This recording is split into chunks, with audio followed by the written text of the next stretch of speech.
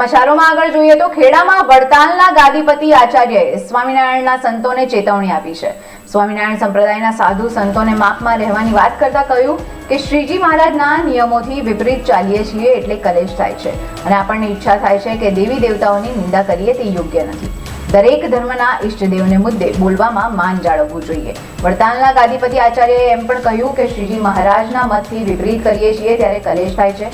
વધુમાં જણાવતા કહ્યું કે જ્યારે આપણને ખંજવાળ ઉપડે છે ત્યારે આપણે કોઈ પણ દેવી દેવતા વિશે નિંદા કરીએ તો કલેશ થાય જ અને એ વાતના બધા જ લોકો સાક્ષી છે. માટે બધાને માપે રહેવું જોઈએ કારણ કે આ જીવનનો કોઈ નિર્ધાર નથી.